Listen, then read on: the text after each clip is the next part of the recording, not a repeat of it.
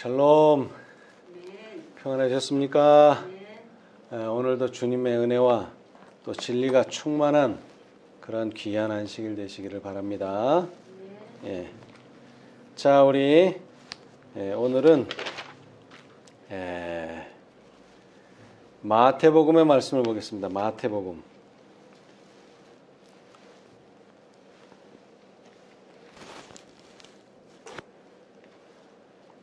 마태복음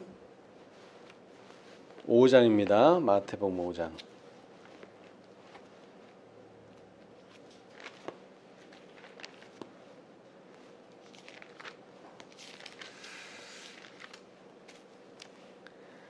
예수님께서 어떤 일을 하셨습니까?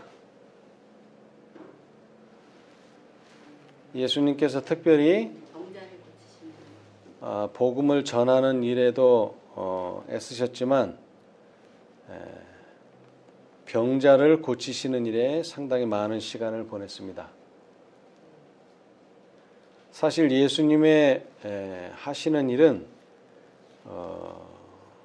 회복시키고 낫게 하신다는 것을 이 병자들을 통해서 말씀해 주셨죠. 그래서 이 마태복음 5장인데 5장 전에 4장 끝절을 보면은 23절로부터 보면은 예수께서 온 갈릴리에 두루 다니사 저희 회당에서 가르치시며 천국 복음을 전파하시며 백성 중에 모든 병과 모든 약한 것을 고치시니 그렇게 말씀하고 계세요. 천국 복음을 전파하는 것뿐만 아니라 모든 병과 모든 약한 것을 고치셨다. 이렇게 말하고 있습니다. 자, 예수님께서 하시는 일은 복음을 전파하는 일입니다. 그 다음에 모든 병을 고치고 그 다음에 모든 약한 것을 고치는 것입니다. 그래서 어떻게 하려는 것일까요?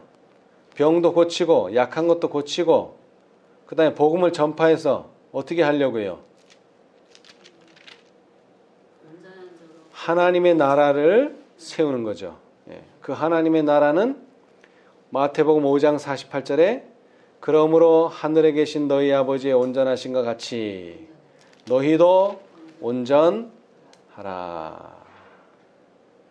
이 일을 하시기 위해서 예수님이 오셨고 이 일을 하시기 위하여 예수님께서 꼭 거쳐야 할 일이 하나 있었는데 그게 뭡니까? 바로 십자가를 지는 거죠. 십자가. 자, 그래서 시대의 소망에 보면은 이런 말씀이 있습니다.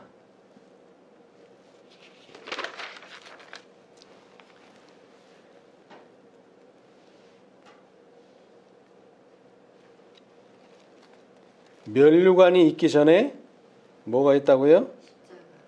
십자가가 반드시 있어야 된다. 시대의 소망 422페이지. 면류관이 있기 전에 십자가가 와야 한다. 자, 이것은 예수님에게만 해당하는 일이 아닙니다. 많은 사람들이 산상보훈을 어떻게 기억합니까? 하나님께서 당신의 백성들을 축복하신 교훈의 말씀이다. 이렇게 기억하시는데요. 이 산상보훈은 사실 누구를 위한 말씀입니까? 산상설교. 산상설교는 누구를 위한 말씀입니까? 자, 우리 마가복음 보겠습니다. 마가복음 3장.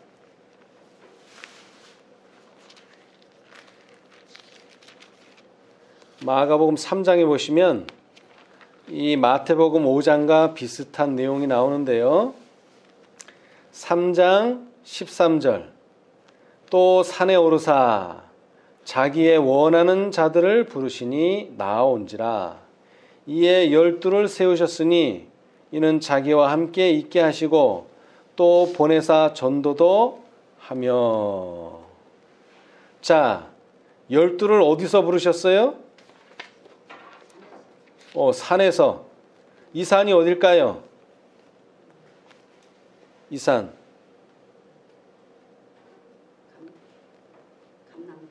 자, 이제 여기서 조금 더 설명을 보기 위해서 누가복음 이번에는 누가복음 6장. 누가복음 6장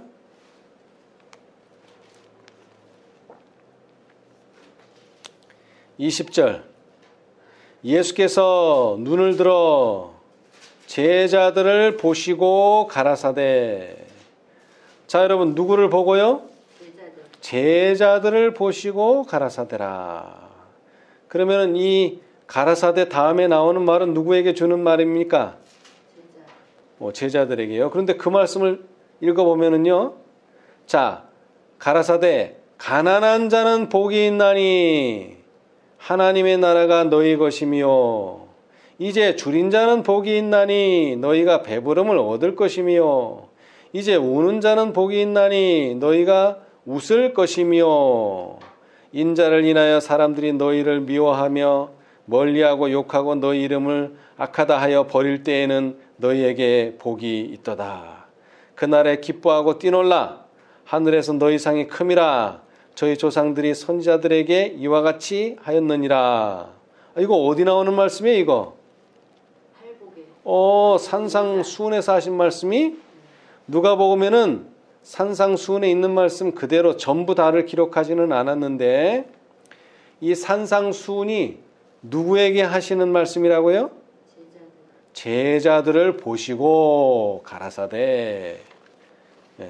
사실 이 산상수훈은 제자들에게 하신 말씀입니다.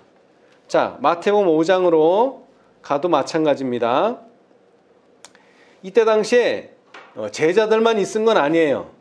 그러나 이 말씀은 특별히 누구에게요? 제자들에게 하신 말씀이에요. 자, 5장 1절에도 보면 예수께서 무리를 보시고, 제자들만 있은 게 아니에요. 무리도 있었어요. 산에 올라가 앉으시니 제자들이 나온지라. 그래서 누구한테? 제자들에게, 특별히 제자들에게, 물론 무리들에게도 해당되는 말씀입니다만은 특별히 제자들에게 입을 열어 가르쳐 가라사대. 우리가 잘 아는 팔복이 나옵니다. 심령이 가난한 자는 복이 있나니 천국이 저희 것이며 애통하는 자는 복이 있나니 저희가 위로를 받을 것이며 온유한 자는 복이 있나니 저희가 땅을 기업으로 받을 것이며 의에 줄이고 목마른 자는 복이 있나니 저희가 배부를 것이며 긍휼히 여기는 자는 복이 있나니 저희가 긍휼히 여김을 받을 것이며 마음이 청결한 자는 복이 있나니 저희가 하나님을 볼 것이며 화평케 하는 자는 복이 있나니 저희가 하나님의 아들이라 일컬음을 받을 것이며 의를 위하여 핍박을 받는 자는 복이 있나니 천국이 저희 것임이라. 나를 인하여 너희를 욕하고 핍박하고 거짓으로 너희를 거스려 모든 악한 말을 할 때에는 너희에게 복이 있나니 기뻐하고 즐거워하라. 하늘에서 너희의 상이 큼이라. 너희 전에 있던 선지자들을 이같이 핍박하였느니라. 아멘. 자, 제가 산상수훈의 일부분을 읽어드렸는데, 특별히 팔복을 읽어드렸는데, 여기 복이 몇 가지 나옵니까? 자, 우리 한번 쉬어봅시다. 자, 첫 번째 복 있는 사람은 누굽니까?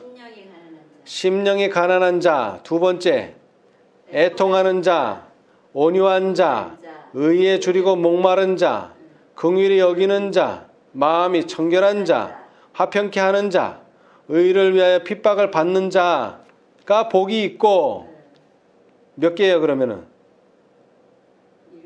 8개죠? 자, 그런데 복이 또 나와죠? 11절에 나를 인하여 너희를 욕하고 핍박하고 거짓으로 너희를 거스려 모든 악한 말을 할 때에는 너희에게 뭐가 있나니? 복이 있나니. 자, 그런데 우리는 계속 이 산상수훈의 복을 몇 가지로만 얘기해요. 사람들이 팔복이다. 근데 분명히 세어보면 몇 개예요? 9개예요. 왜 9개인데 사람들은 팔복이라고 말할까요?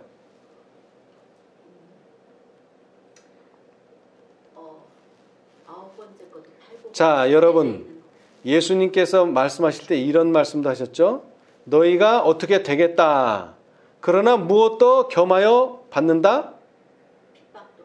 핍박도 겸하여 받는다. 사실 하나님께서 주시는 복은 8개입니다. 그리고 이 복은 사실 복이라고 하기보다는 천국이 어떤 성격을 가지고 있는지 또는 천국에 어떤 사람들이 들어가는지를 말하고 있는데 여기 8가지의 조건을 말씀하셨어요. 이 8가지의 조건을 이룬 사람들은 겸하여 뭐를 받게 된다고요? 핍박을 받게 될 것이다 하는 것입니다. 그래서 팔복이라고 말해요. 그러나 사실은 9개의 복이 있어요. 자, 그런데 이 팔복은 성경을 비판하는 사람들도 이 팔복만큼은 비판하지 않습니다. 이것을 인정해요. 정말로 심령이 가난한 자는 복이 있다 인정을 하고 애통하는 자는 복이 있다 이 인정을 다 해요. 그런데 사실은 이 복이 누구를 위한 것이냐 하면은 천국의 품성을 가지고 있는 사람들을 위한 복이라는 것입니다. 자, 우리 시대의 소망을 보겠습니다. 시대의 소망. 자, 시대의 소망. 290페이지. 시대의 소망 290페이지요.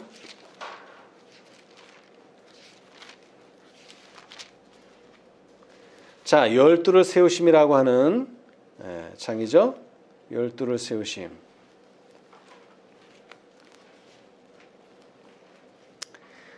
열두 제자가 그 두 번째 문단입니다. 처음에서 두 번째 문단. 12제자가 사도로 부르심을 받고 또한 산상의 수운이 주어진 곳은 산 기슭에 우거진 나무 밑으로서 갈릴리 바다에서 떨어진 곳이었다.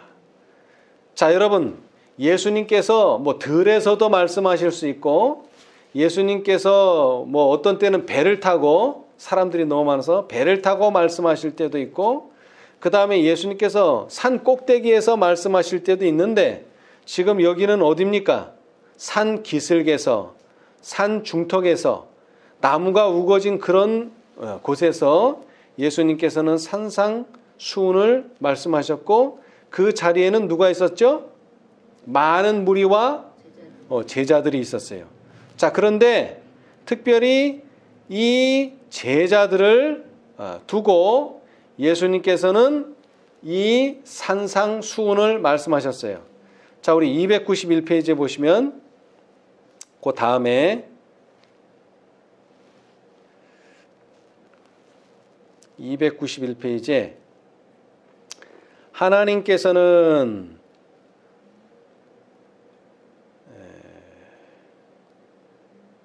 291페이지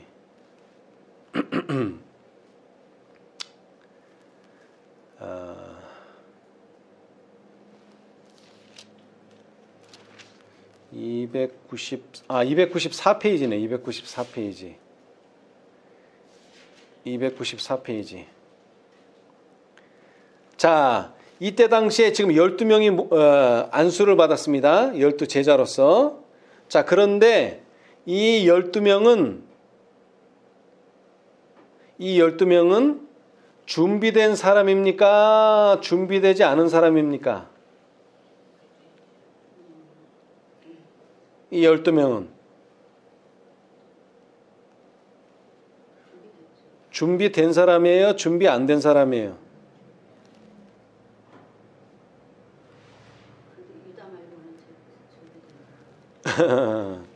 예. 자, 여러분, 준비가 됐다면은 베드로 같은 사람이 나올 수가 없죠? 그 다음에 실수하는 제자들이 나올 수가 없죠? 근데 예수님이 십자가에 달리시는 그 순간까지 제자들은 계속 뭐를 반복해 왔어요? 실수와 잘못을 계속 반복해 왔어요. 그 말은 무슨 뜻이냐 하면은 제자들은 준비를 다 하고 하나님의 사업에 예수님의 제자가 된 것이 아니라는 것입니다. 자, 그런데 반면에 예수님은요. 예수님은 준비가 돼서 공생애를 사신 것입니까? 준비가 되지 않고 공생애 하시면서 준비를 하셨습니까? 준비하시고 예수님은 달라요. 예수님은 준비를 다 마치신 후에 공생애를 시작한 거예요. 그러나 제자들은요, 준비를, 예수님의 제자가 될 준비를 다 하고서 제자가 된 게 아니에요. 그 차이가 있어요. 자, 그런데 그러면 왜 예수님은 준비된 사람을 부르지 않고 준비되지 않은 사람을 불렀을까요? 준비된 사람을 부르셔야지 왜 준비가 안 된 사람, 예수님의 제자로서, 특별히 유다는 준비가 전혀 안 돼서 예수님을 뭐 하기까지 했죠? 예수님을 팔기까지 한 그런 제자를 왜 받아들이셨는가 하는 것입니다.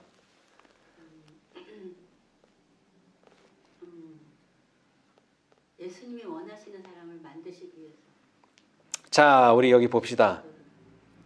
294페이지, 구속의 역사 712페이지, 오른쪽 단 맨 밑에.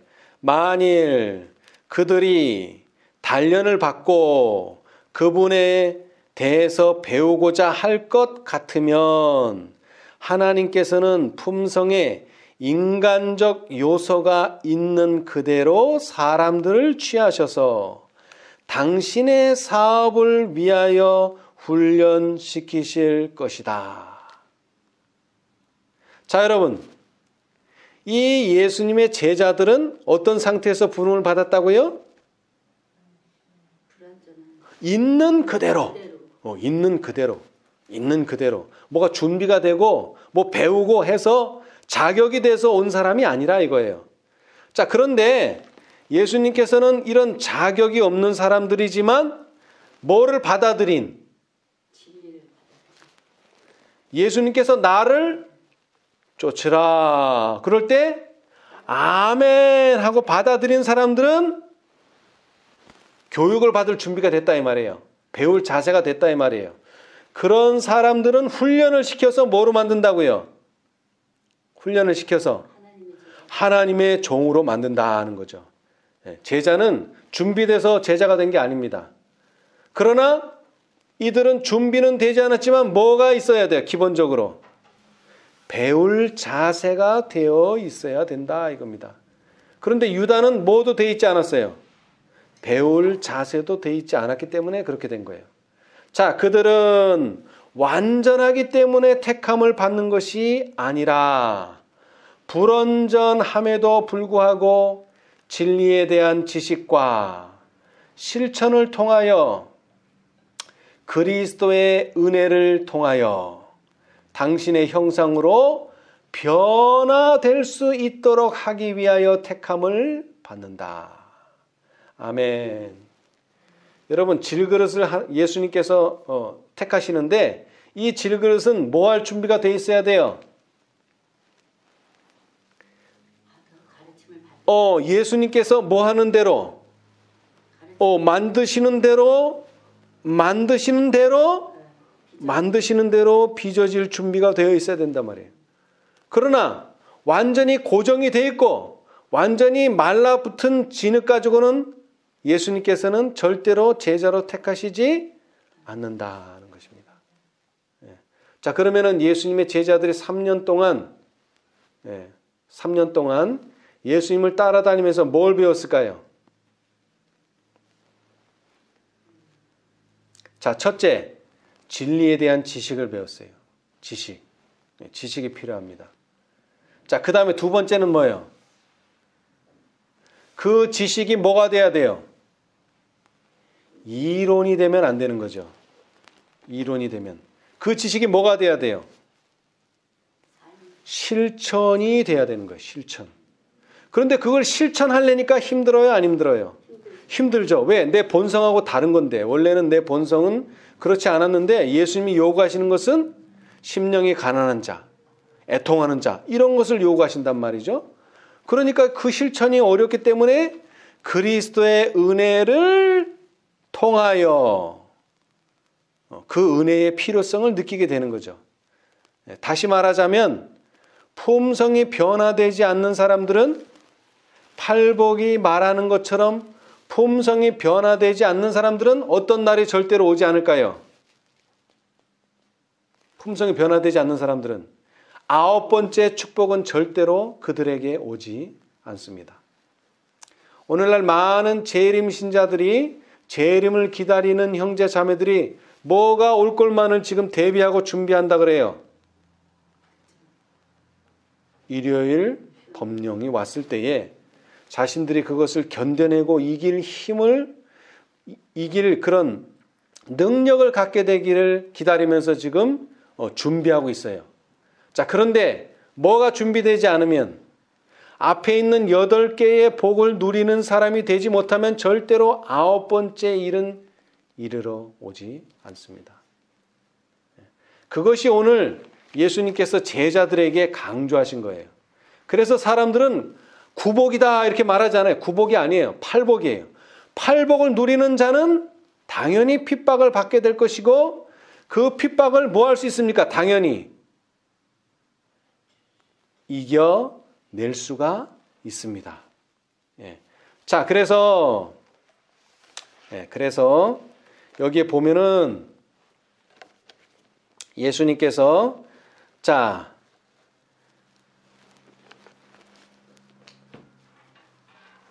초기문집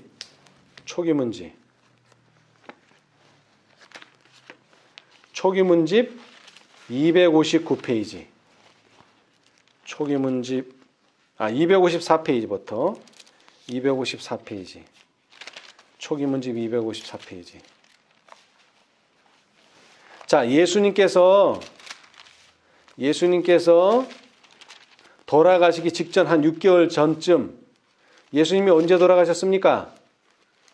33년이나 34년 봄, 여름, 가을, 겨울 언제 돌아가셨어요? 예수님께서 언제 유월절을 맞이하셨어요? 봄. 그런데 그 봄이 오기 전 가을쯤에 예수님께서는 뭐를 계속 말씀하셨어요? 이제 6개월 후면 뭐 된다? 내가 죽는다는 것을 가르치기 시작하셨어요. 그런데 그것을 귀담아 듣는 사람들이 있어요, 없어요? 없어요. 왜 없어요?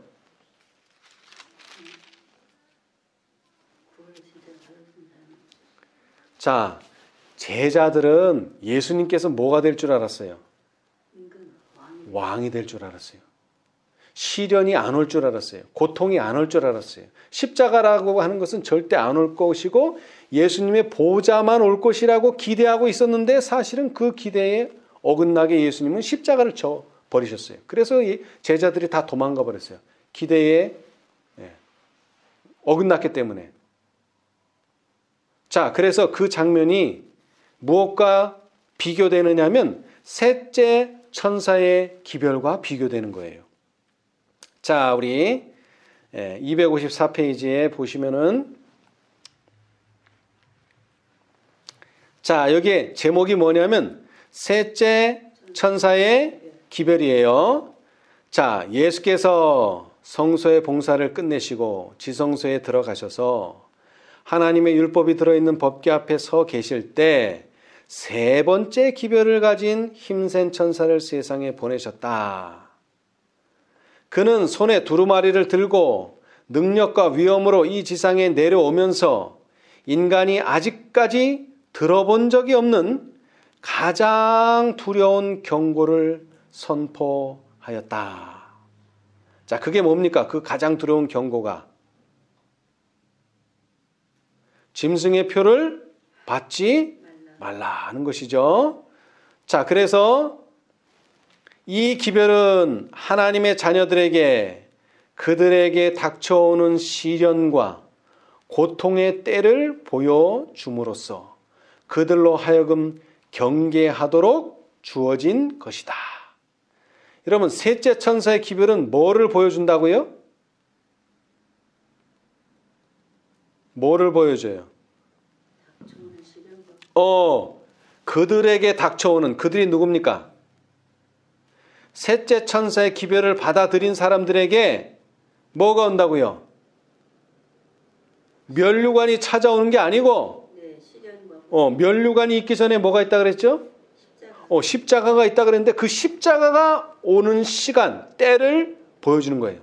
시간도 보여주지만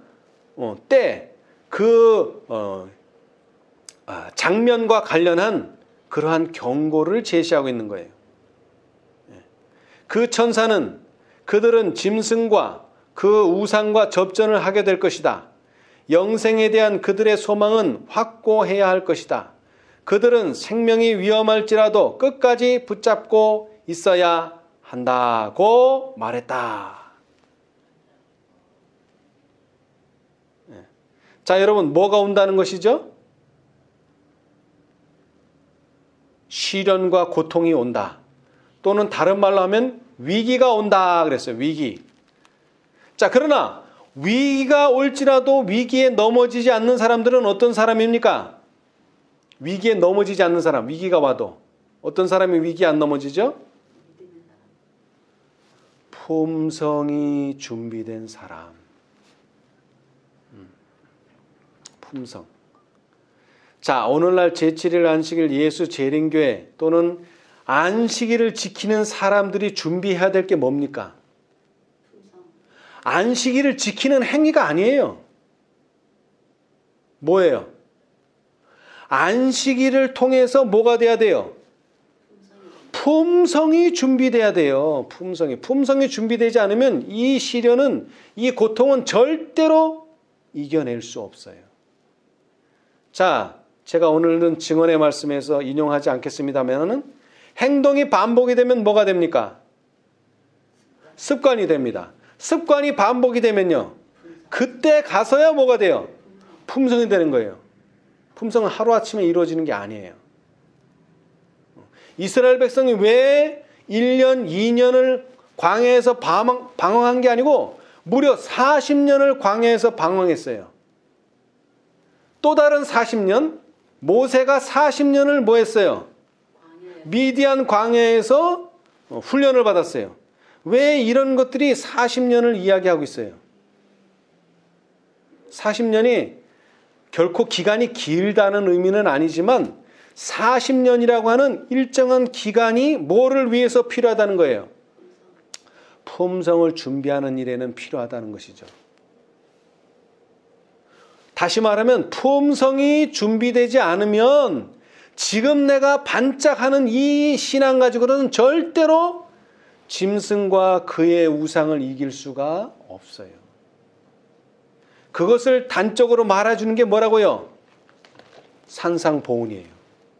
심령이 가난한 자, 애통하는 자, 의에 줄이고 목마른 자, 이런 품성을 가지지 않으면 절대로 핍박은 오지 않고 핍박이 오더라도 그 핍박은 절대로 이겨낼 수가 없습니다. 그런데 우리는 자칫 잘못하면 뭐를 잊어버려요? 품성의 중요성을 잊어버려요. 자, 그래서 오늘 제가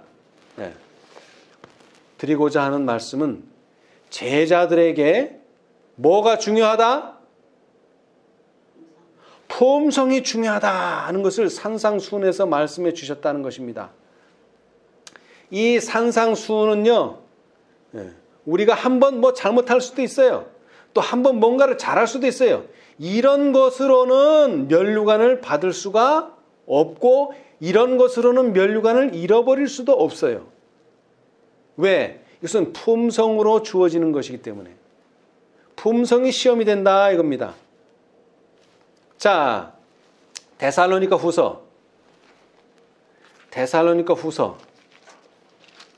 우리가 잘 아는 말씀인데요.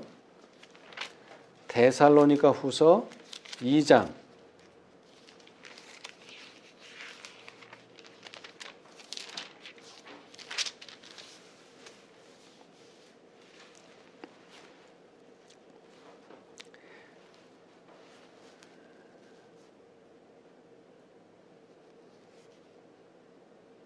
자, 9절로부터 보겠습니다. 악한 자의 임함은 사단의 역사를 따라 모든 능력과 표적과 거짓 기적과 불의의 모든 속임으로 멸망하는 자들에게 임하리니. 이는 저희가 진리의 사랑을 받지 아니하여 구원함을 얻지 못함이니라. 여러분, 여기서 진리의 사랑을 받는다는 게 무슨 의미입니까? 진리의 사랑을 받는다. 진리의 사랑을 받는다. 진리를 깨달을 수 있는 은혜를 받는 거. 예, 여기에는 깨달음이 필요해요. 진리를 깨닫는 거. 그런데 그 진리가 그냥 깨달아지는 것으로 끝나서는 안 됩니다. 여러분, 이스라엘 백성들이 결국에는 어디에 들어갔어요? 가나안에 들어갔어요. 그렇게 꿈에도 그리던 가나안에 들어갔어요. 근데 거기서 행복했어요? 불행했어요? 불행했어요. 사사기를 보니까 불행했어요. 왜 불행했어요? 들어는 갔는데 왜 불행하냔 말이에요. 그 악을 다 버리지 않았어요. 자, 여러분, 하나님께서는 이스라엘 백성이 가나안에 들어가시는 것이 목적이 아니었습니다. 뭐가 목적이에요? 거기에 있는 모든 악한 거기서 행복하게 사는 게 하나님의 목적이에요. 그런데 행복하게 살려면 절대적으로 뭐가 있어야 돼요? 분리가 있어야 돼요. 분리. 절대로 혼합돼서는 행복할 수가 없었어요. 그래서 그 땅은 원래 누구의 땅이었죠? 가나안 족속들이 원래 살고 있었어요. 가나안 족속들이. 그런데 그 가나안 족속들을 뭐 할 때만, 내쫓을 때만 그들은 거기서 행복하게 살 수가 있었어요. 근데 그 일을 하지 않은 거예요. 그냥 들어가기만 한 거예요. 들어가기만 해서는 안 돼요. 그 안에서 살 수 있는 능력을 받았어야 됐어요. 자, 오늘날 개신교에서 영접하는 자, 곧 그 이름을 믿는 자들에게는 하나님의 자녀가 되는 권세를 주셨다. 그래서 우리는 구원을 얻었다 그래요. 근데 구원을 얻었다고 말하는데 사실은 그들은 구원을 얻은 게 아니에요. 왜 얻은 게 아니에요? 그들의 품성에는 아무런 변화가 없기 때문에 그래요. 자, 예수님께서 우리에게 뭐를 주시죠? 힘과 능력을 주시죠? 그 의미가 뭐예요? 우리가 그러한 품성을 살 수 있다는 것입니다. 자, 그런데 넷째 천사와 다섯째 천사가 왜 왔어요? 힘과 능력을 주기 위해서. 그게 무슨 뜻이에요? 그저 이론 가르치러 온 게 아니란 말이에요. 넷째하고 다섯째는 이론 가르치러 온 게 아니에요. 지식 가르치러 온 게 아니에요. 그럼 뭐 하러 왔어요? 품성을 만들어 주기 위해서 넷째하고 다섯째가 온 거예요. 품성. 그 품성을, 넷째하고 다섯째를 통해서 그 품성을 만들지 못한다면 셋째 천사의 기별을 경험한 자들도 결국 뭐 하게 된다고요? 불의의 모든 속임으로 미혹을 당하게 된다 이겁니다. 자, 마태복음 7장에 제가 지난 시간에 읽어드렸는데요. 뭐가 난다 그랬어요? 창수가 난다 그랬죠? 창수. 쉬운 말로 하면 뭐예요? 홍수가 난다 이 말이에요. 홍수가. 홍수가 났는데 누구만 살아남았어요? 어느 집만 살아남았어요? 반석 위에 지은 반석 위에 지은 집만. 자, 마태복음 7장에 얘기했죠? 마태복음 7장에 비가 내리고 창수가 나고 바람이 불어 그 집에 부딪히되. 자, 이 일은 모든 그리스도인에게 있을 일입니다. 그러나 특별히 이 일은 누구에게 있습니까? 14만 4천인이 완전히 되기 전에 있을 일이에요. 왜 이런 일이 있죠? 왜 이런 일이 있죠? 반석 위에 품성이 준비되도록 하기 위해서 이런 일이 있단 말이에요. 다시 말하면 품성이 준비되지 않은 사람들은 다 쓸려 나가게 돼 있어요. 다시 말하면 열매라고 하는 건 뭡니까? 예수님께서 열매를 거두러 오시는데 뭐를 들고 온다 그랬죠? 낫을 가지고 와요. 그러면 이파리를 추수하려고 오는 것도 아니고 대를 추수하려고 오는 것도 아니고 뭐를? 열매. 그러면 열매가 뭐냐? 품성인데 그 품성은 어떤 품성이어야 돼요? 예수님과 똑같은. 자,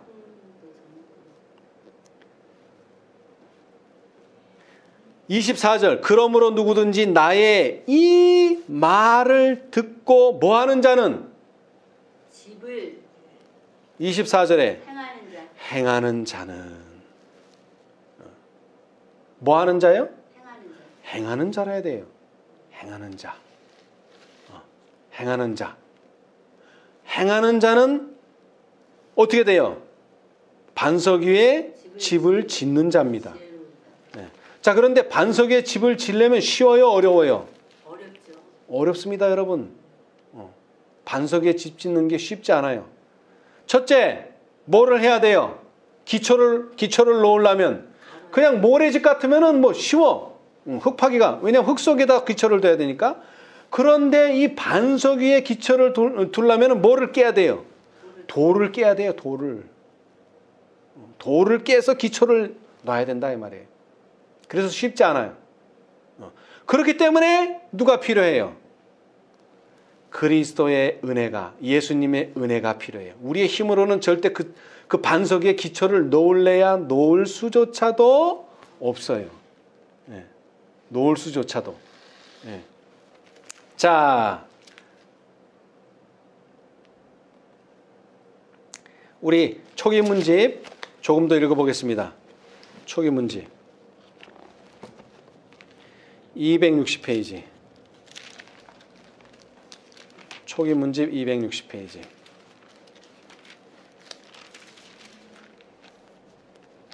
자, 여기는 견고한 토대라 하는 장인데요. 견고한 토대.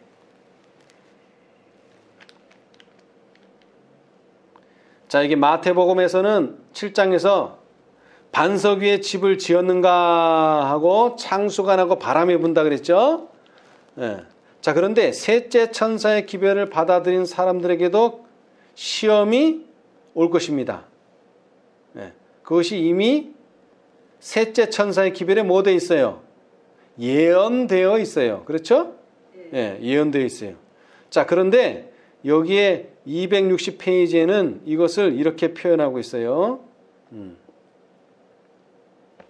자, 우리 260 거기에 중간쯤 보시면은 260이라고 쓴 데서 한 달락 밑에 많은 사람들은 예수 그리스도를 거절하고 십자가에 못 박았던 유대인들의 행위를 놀라움으로 바라본다.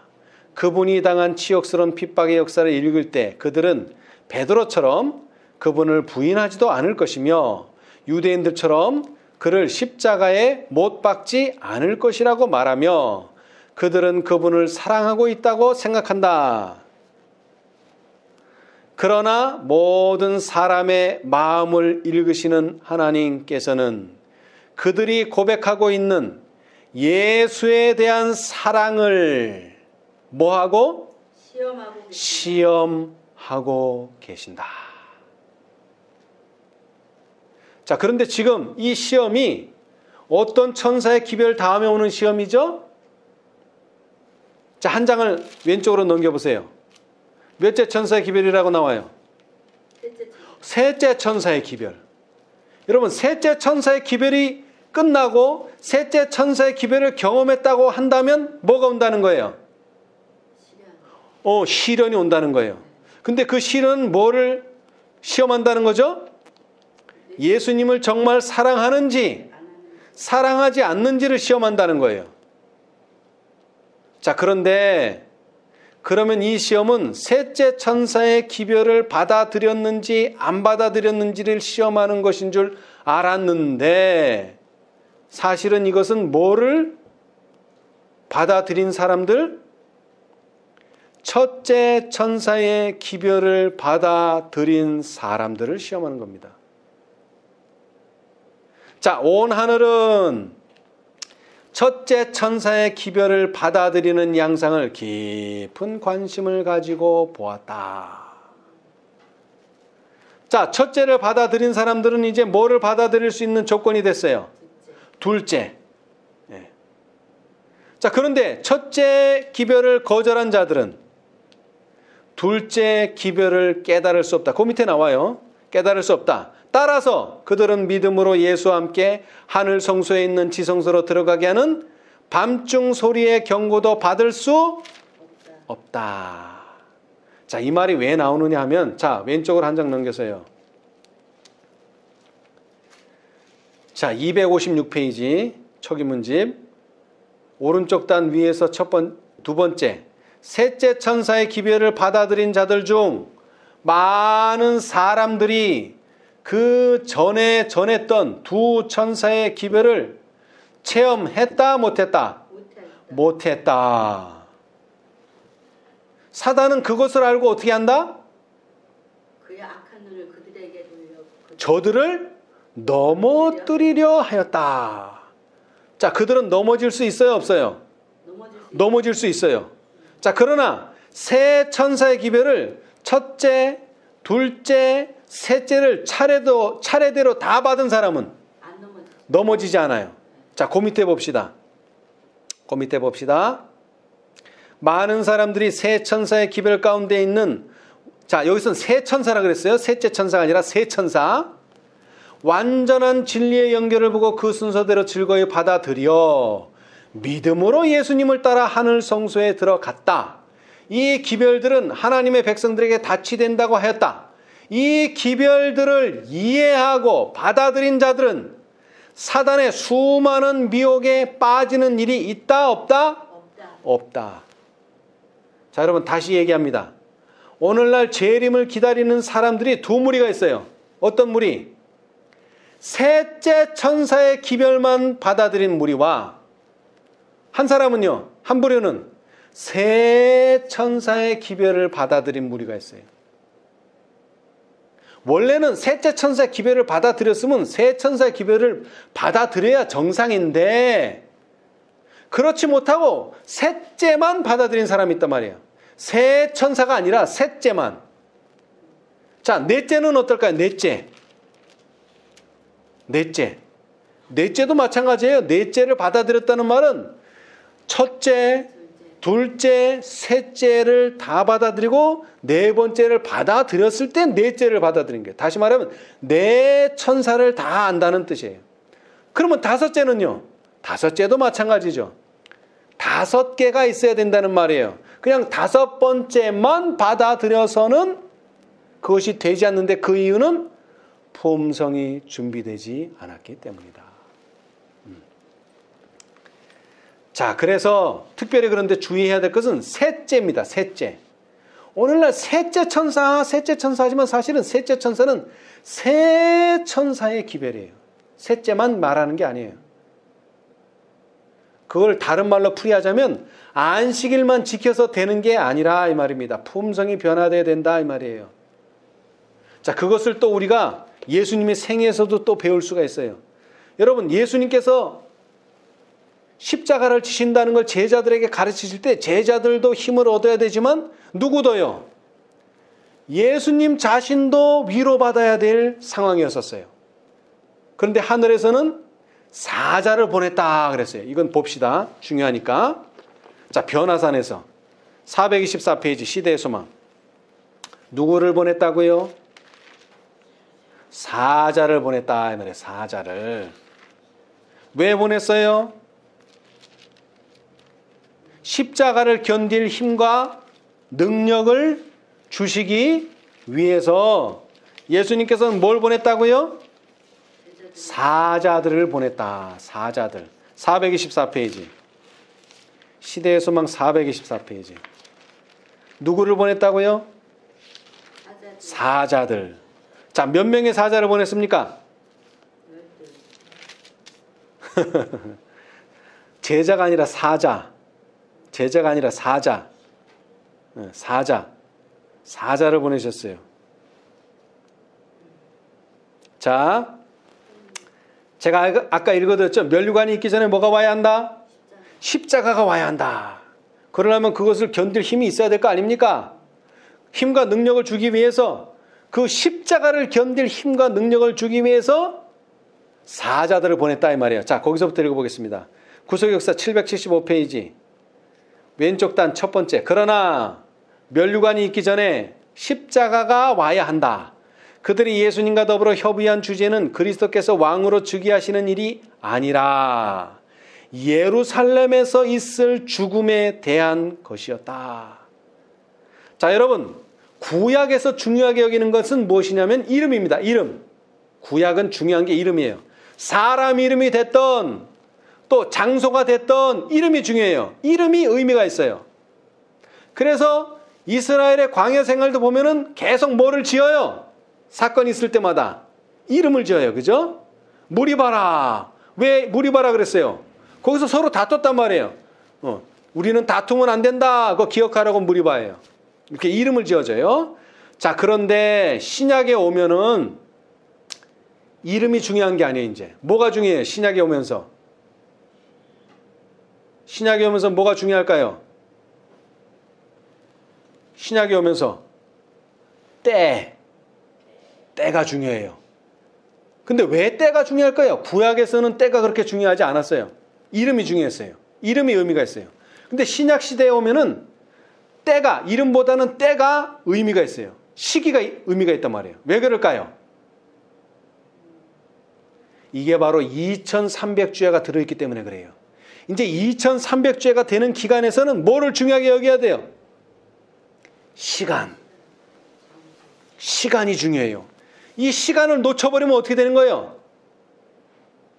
시간을 놓치면 다시는 그 일을 기회가 없어요. 자, 그러나 구약의 장소나 이름은요. 내가 잘못했다. 그러면 그 사람을 또 만나러 가면 돼. 그 장소에 또 가면 돼. 그렇죠? 시기가 없으니까 언제든지 깨닫고 돌아오면 돼요. 그러나 신약 시대에 이 시기를 놓치면 회개하고 돌이켜도 돌아갈 데가 없어요. 예루살렘이 멸망해 버렸는데 뭐가 없어져 버렸어요? 예루살렘이 멸망해 버리면 뭐가 없어져 버려요? 내가 기도드릴 장소가 없어져 버린 거예요. 성소가 없어져 버렸어요. 성소가. 예배를 드릴 수가 없어요. 이제는. 그래서 예수님이 사마리아 여인한테도 말했죠. 장소가 중요한 게 아니라고. 여기서도 말고 저기서도 말고 뭐 할 때가 오나니? 하나님께 신령과 진정으로 예배 드릴 뭐가? 예배 드릴 때 때가 온다. 이 시기가 중요하단 말이에요. 2300주야 기간 동안은 시기가 매우 중요해요. 1844년까지는 이 시기가 중요해요. 그러니까 그 2300주야 안에 들어가는 그 순간들은 뭐가 중요하다고요? 때가 중요해요. 자, 그걸 단적으로 보여주는 성경절을 제가 하나 말씀드릴게요. 자, 누가복음 19장. 누가복음 19장. 자, 예수님께서 평화에 관한 것을 알았더라면 좋았으려니라. 그런 말씀 하셨죠? 근데 우리 한글 성경에는 거기에 때가 안 들었어요. 누가복음 19장 42절. 가라사대 너희도 오늘날. 자, 오늘이라는 말이 있기는 하지만 그렇게 뭐 중요한 말씀은 아니에요. 오늘은 항상 오늘이잖아요. 그죠? 평화에 관한 일을 알았다면 좋을 뻔하였거니와 지금 내 눈에 숨겼도다. 여기 때는 안 나와 있는데 킹 제임스 성경에는 말씀하시기를, 가라사대가 말씀하시기를 너도 이 너의 날에, 무슨 날에? 너의 날에. 왜 너의 날이에요? 왜 지금 이 말씀을 하실 때가 이 너의 날에, 오늘하고는 틀려요? 너의 날에. 자, 여러분, 우리가 이 세상에 살고 있는 동안은 누구의 날입니까? 나의 날이에요. 그래서 그걸 뭐라 그래요? 평생이라 이렇게 말하죠. 내가 살아있는 동안에는 뭐 할 기회가 있어요? 언제든지 회개하고 돌이킬 수 있는 기회가 있는 거예요. 이게 나의 날인 거예요. 자, 그런데 이 날은 내가 죽음으로써 뭐 하는 거예요? 끝나요. 내가 죽은 다음에는 회개할 수 없죠. 자, 그런데 여기서 말하는 평화에 관한 때를 알아야 될 이 날은 네가 죽기 전에 알아야 된다는 그런 뜻이 아니라 네 죽는 날하고는 상관없이 2300주야 안에 있다는 거예요. 그 날이. 얼마죠? 유대인을 위해서 주어진 은혜의 날 7년 한 일해 동안이 주어졌어요. 자, 다니엘서 9장. 다니엘서 9장에 나오죠. 다니엘서 9장. 그래서 때가 중요한 거예요. 신약시대 때에는. 오늘날도 마찬가지고요. 자, 9장 24절에 내 백성과 내 거룩한 성을 위하여 70일에로 기한을 정하였나니 허물이 마치며 죄가 끝나며 죄악이 영속되며 영원한 의가 드러나며 이상과 예언이 응하며 또 지극히 거룩한 자가 기름 부음을 받으리라. 그런데 뭐를 정하셨다고요? 70일에로 기한을 정하셨다. 여기 분명히 얘기하셨어요. 자, 그 다음에 25절에는 그 70일의 중에서 이제 계산을 해 나가기 시작해요. 그러므로 너는 깨달아 알지니라. 예루살렘을 중건하라는 영이 날 때부터, 이게 뭐예요? 시작점이죠? 날 때부터 언제까지? 기름 부음을 받은 자 곧 왕이 일어나기까지 얼마를 지나요? 7일에와 얼마? 62일에가 지날 것이요. 그때 곤란한 동안에 성이 중건되어 거리와 해자가 이를 것이며 26절 60일의 후에 기름 부음 받은 자가 끊어져 없어질 것이며 장차 한 왕의 백성이 와서 그 성읍과 성소를 회파하려니와 그의 종말은 홍수에 엄몰됨 같을 것이며. 자, 여러분 마태복음에 뭐가 온다 그랬죠? 7장에 창수가 난다. 그런데 그 창수가 뭐를 얘기하는 거예요? 종말은 뭐와 같다가? 종말은 뭐와 같다?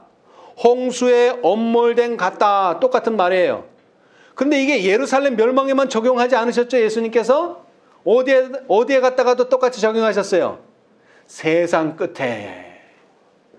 예루살렘 멸망과 뭐가 똑같다고요? 세상 끝이 똑같고 그것이 다니엘서 9장에 뭐가 예언되어 있다고요? 시기가 예언되어 있단 말이에요. 시기가. 그래서 때가 중요한 거예요. 그 때를 놓치면 안 되는 거예요. 절대로. 그런데 지금 우리의 때는 뭐를 해야 될 때예요? 지금 품성을 준비해야 될 때예요. 그렇게 품성을 준비하도록 예수님께서 누구를 보내셨다고요? 아, 예수님이 아니라 하나님께서 예수님에게, 뭐 하실 예수님에게, 곧 십자가에 달리실 예수님에게. 자, 이제 그 다음 읽어봅시다. 시대소망으로 다시 돌아와서요. 시대소망으로 다시 돌아와서. 자, 다시 또 읽어야 되겠네. 잊어버려서. 그러나 면류관이 있기 전에 십자가가 와야 한다. 그들이 예수님과 더불어 협의한 주제는 그리스도께서 왕으로 즉위하시는 일이 아니라 예루살렘에서 있을 죽음, 다시 말하면 십자가에 대한 이야기였어요. 인간의 연약함을 지니고 그 슬픔과 죄짐을 지신 예수께서는 사람들 사이를 홀로 걸으셨다. 다가올 시련의 흑암이 당신을 억누를 때에 그분은 자기를 알지 못하는 세상에서 고독함을 느끼셨다. 사랑하는 제자들까지도 의심과 슬픔과 야망에 빠져서 그분의 사명의 신비를 이해하지 못했다. 그분은 하늘에서는 사랑과 정의 속에서 거하였으나 당신이 지으신 세상에서는 고독하였다. 자, 그 다음 잘 들으세요. 이제 하늘은 뭐를 보냈다? 그 사자들을 예수께 보냈다. 그들은 천사가 아니요 고통과 슬픔을 당한 사람들, 그러므로 지상생애에서 시련을 당하시는 구주를 동정할 수 있는 사람들이었다. 자, 누구라고요? 모세와 엘리야는 그리스도의 동역자였다. 아멘.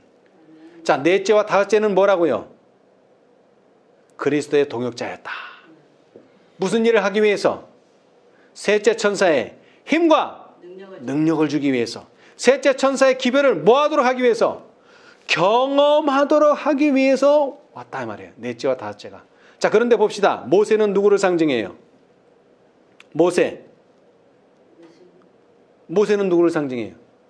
물론 예수님을 상징하지만 예수님을 돕기 위해서 온 지금의 모세는 누구를 상징하냐 이 말이에요. 모세는 이스라엘을 위하여 이렇게 단언하였다. 그러나 합의하시면 이제 그들의 죄를 사옵소서. 그렇지 않사오면 원컨대 주의 기록하신 책에서 내 이름을 도말하옵소서. 여러분, 윌리엄 밀러가 구원을 얻습니까? 못 얻습니까? 왜 얻습니까? 셋째 천사의 기별을 거절했는데. 모세는 또 뭐를 했죠? 실수를 했죠? 그런데 구원을 얻어요. 첫째 천사와 둘째 천사의 기별을 경험한 사람들은 구원을 얻는다는 거예요. 근데 그것만으로 구원을 얻는다는 의미는 아니고 하나님께서는 왜 모세를 이 자리에 불러 세우셨느냐? 모세는 어떤 사람이었다고요? 자, 여기서 모세를 어떻게 설명했어요? 이 사람들의 죄를 뭐 해달라?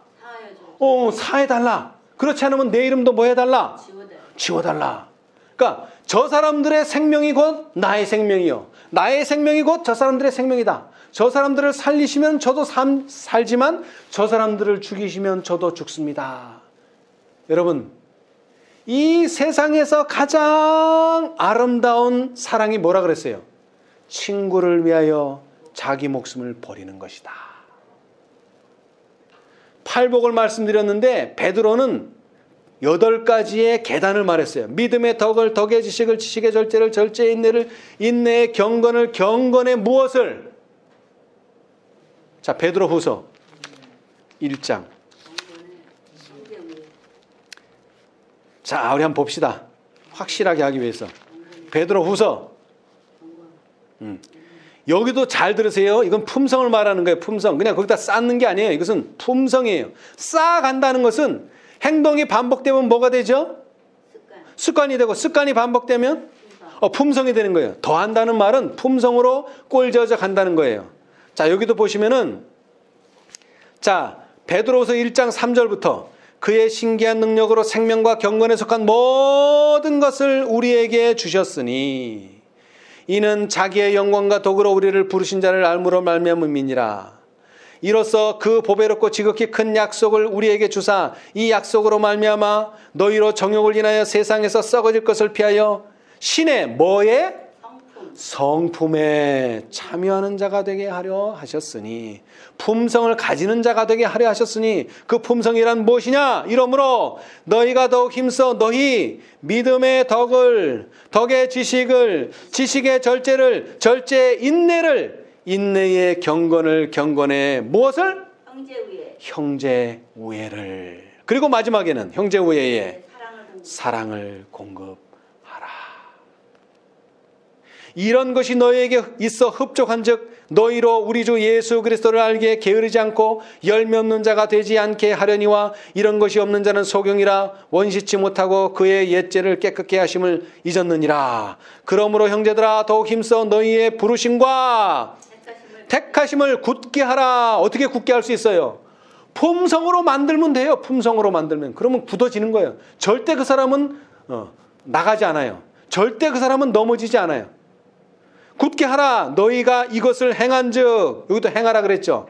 품성으로 만들어야 돼요. 그렇게 되면 어떻게 돼요? 언제든지 실족지 아니하리라. 아멘. 자, 그 다음에는 또 누가 있죠? 자, 그러면서 이 모세는 형제 우애를 말씀하는 것과 아울러 또 무엇을 상징하느냐 하면 예수님이 오실 것을 그렇게 고대했지만 1844년부터 인치는 사업을 했는데 얼마나 시간이 지났는지 이미 돌아가신 분들이 있다 이겁니다. 그 사람들을 누가 상징해요?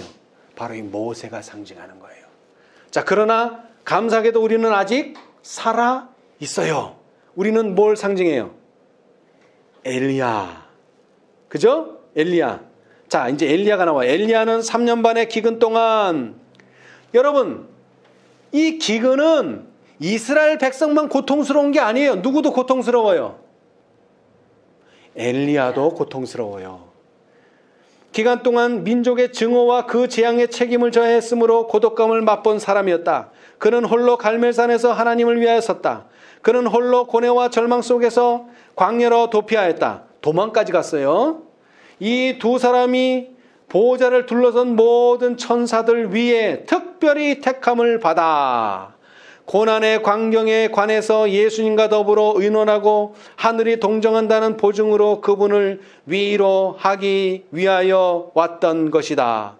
세상의 희망 곧 각 사람의 구원이 그들의 면담의 요지였다. 몇 사자를 보냈다고요? 두 사자. 그런데 계시록 18장에도 셋째 천사를 돕기 위해서 몇 사자를 보냈다고요? 두 사자. 그래서 우리를 어떻게 만든다는 거예요? 완전한 품성으로 만든다는 거죠. 제가 이 말씀만, 이 약속의 말씀만 읽고 마치겠습니다. 자, 이것은 자서전, 화해부인 자서전 431페이지에 있는 말씀입니다. 여러분 집에 가셔서 꼭 읽어보세요. 진리를 이론적으로 정통하게 파악하고 있지만 그 원칙들을 영혼의 성소 안에 들이지 않고 생명의 진리를 바깥들에 두는 사람들은 이 백성의 역사 속에서 신령한 것을 조금도 보지 못할 것이다. 그런데 바로 그 진리가 그들을 오늘의 그들로 만들었고 그들을 열렬하고 단호한 선교사로 세상에 세웠던 것이다. 이 시대를 위한 진리는 귀중한 것이다. 그러나 그들의 마음이 반석 대신 그리스도 예수 위에 떨어져 깨어지지 않은 사람은 진리가 무엇인지 보지도 이해하지도 못할 것이다. 그들은 자신의 견해와 일치하는 것만을 받아들이고 이 닦아둔 것 외에 다른 틀을 쌓기 시작할 것이다.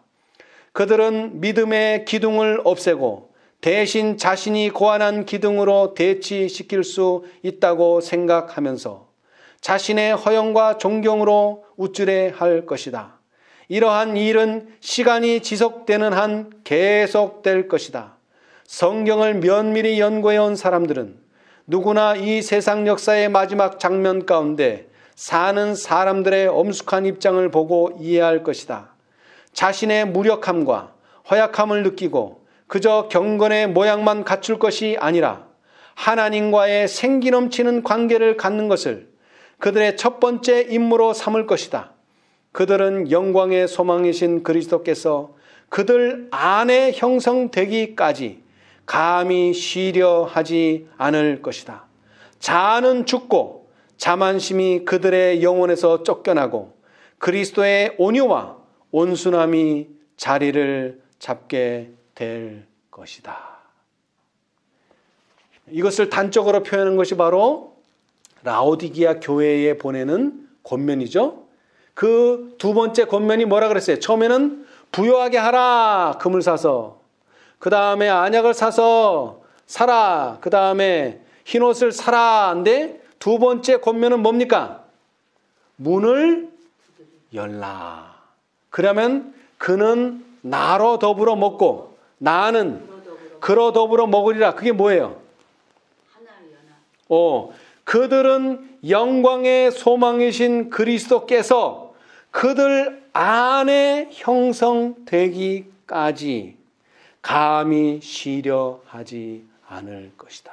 품성이 완성된다는 얘기예요. 다른 뜻이 아니라. 내 안에 뭐가 형성된다는 거예요? 그리스도의 품성이 형성된다는 거예요.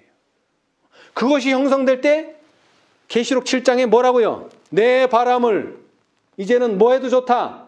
놓아도 좋다. 창수가 불어도 좋다. 바람이 불어도 좋다. 왜? 품성이 완성되었으니까. 집이 완성되었으니까. 그러나 그 전에는요. 그런 일을 하지 못하도록 예수님께서 붙잡고 계시는 것입니다.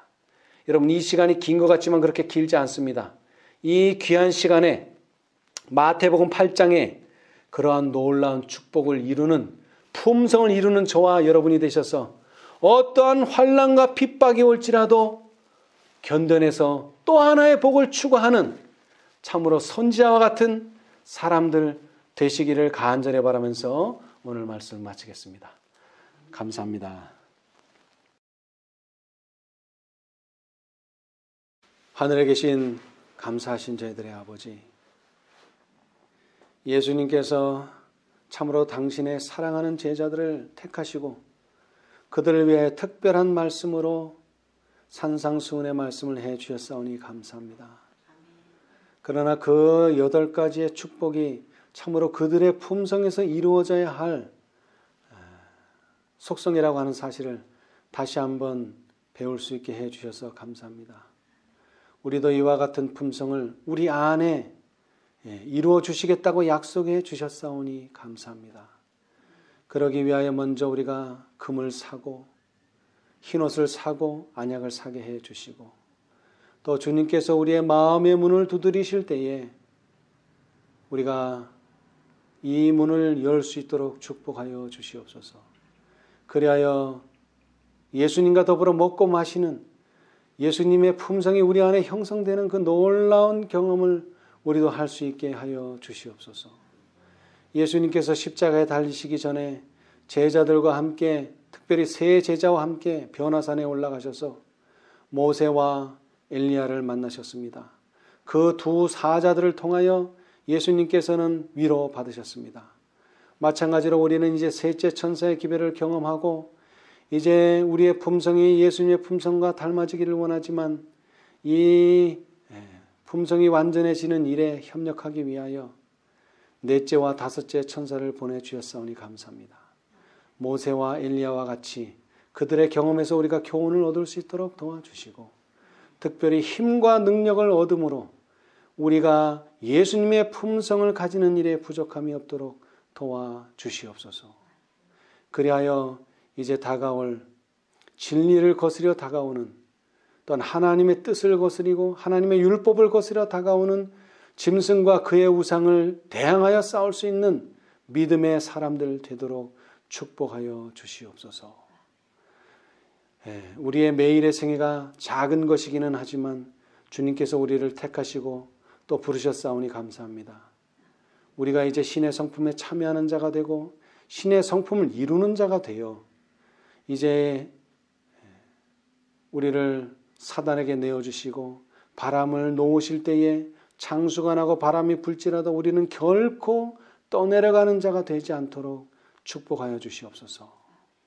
그토록 하시기 위하여 넷째와 다섯째 사자를 주셨사오니 감사합니다. 이 사자와 동행하는 우리 모두가 되도록 축복하여 주시옵소서. 또 한 주일 동안 살아갈 때에 우리가 믿음으로 살게 하여 주시고 예수님을 의지하게 하여 주셔서 승리하는 간증과 경험할 수 있도록 축복하여 주시옵소서. 이 모든 기도의 들으심을 인하여 감사하며 예수님의 이름으로 기도드리옵나이다. 아멘.